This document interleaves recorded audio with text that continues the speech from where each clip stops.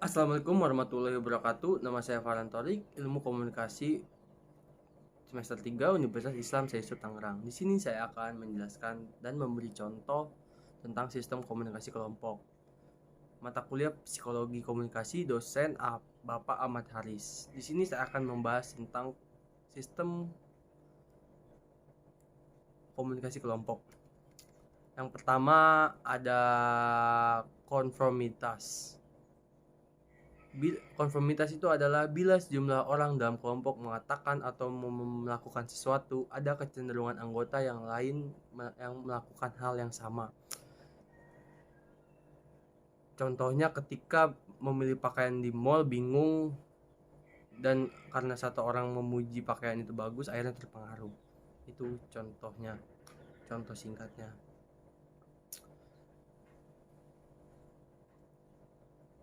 Apakah konformitas bisa dilawan? Konformitas itu bisa dilawan dan melibatkan faktor-faktor situasional, personal. Yang pertama personal usia.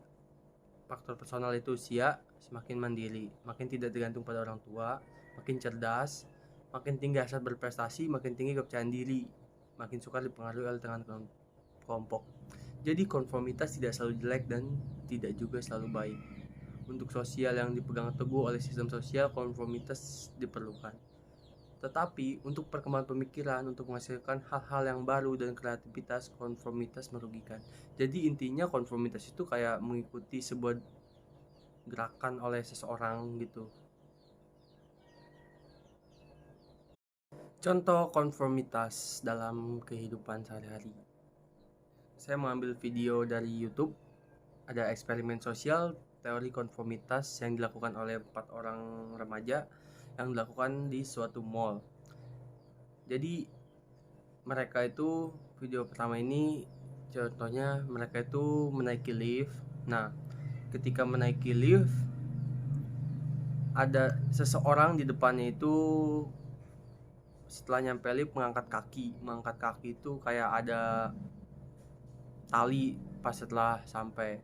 Ternyata di belakangnya itu orang yang di belakang mereka itu ternyata mengikuti mereka dengan melompat gitu.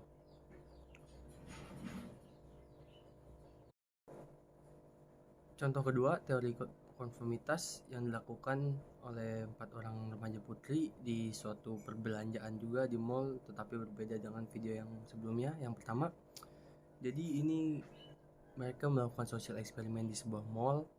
Mereka berjalan berempat, terus mereka tiba-tiba langsung mereka jalan di lantai 2, tiba-tiba langsung melihat ke arah pembatas dan ke bawah. Dan juga di situ terlihat bahwa ada beberapa yang orang lain itu di belakang mereka itu mengikut melihat ke bawah padahal tidak ada apa-apa. Jadi teori konformitas ini terbukti di sini ada. Yang kedua, fasilitas sosial. Fasilitas sosial itu adalah presentasi individu yang meningkat karena disaksikan kelompok. Peningkatan kualitas kerja karena ditonton oleh suatu kelompok. Kelompok mempengaruhi pekerjaan sehingga terasa lebih mudah.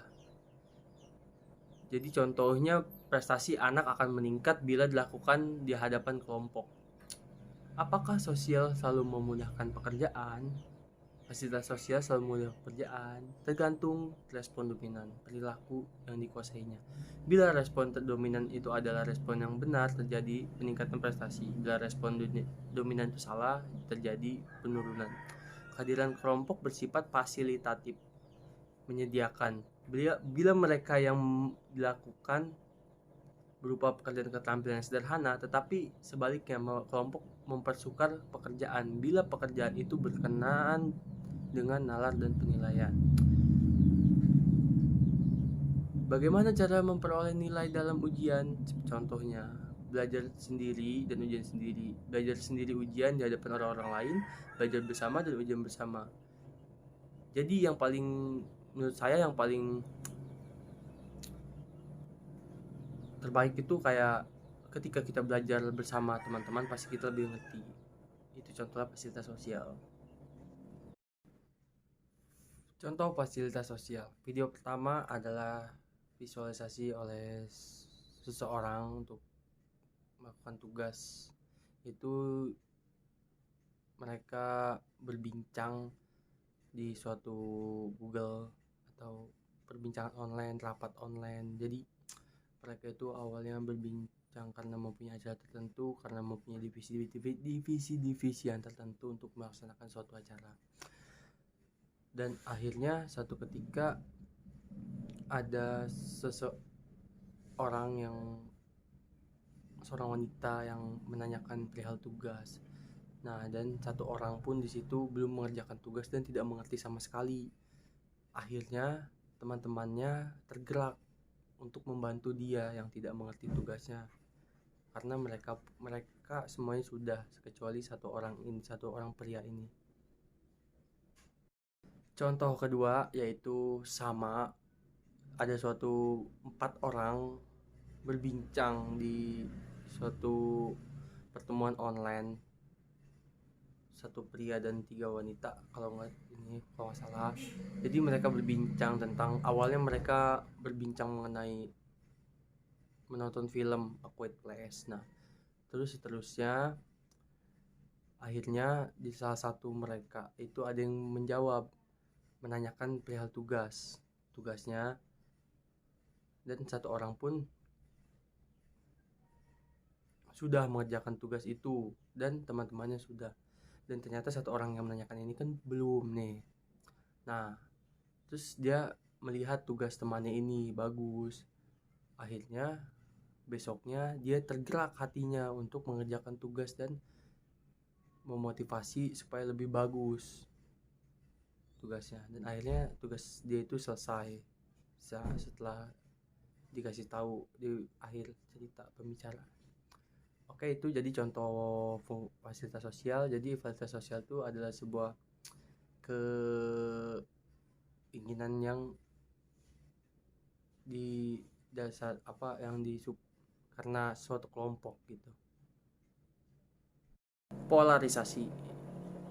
Polarisasi adalah individu cenderung membuat keputusan yang berani ketika berada dalam kelompok daripada ketika sendiri.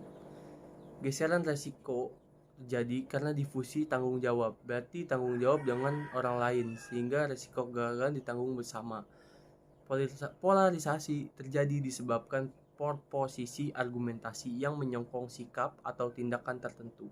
Bila posisi terbesar mendukung sifat konservatif, keputusan kelompok pun akan lebih konservatif, dan begitu sebaliknya. Polarisasi mengandung efek yang negatif, cenderung ke arah ekstremisme, mendorong ekstremisme ke dalam kelompok atau gerakan sosial. Jadi kayak polarisasi itu ketika mengambil keputusan bersama kelompok lebih berani dibandingkan ketika mengambil keputusan sendiri, karena keputusan sendiri itu dia tidak bisa menanggung resikonya. Karena ketika berada dalam kelompok mereka mau, karena resikonya kesemuanya.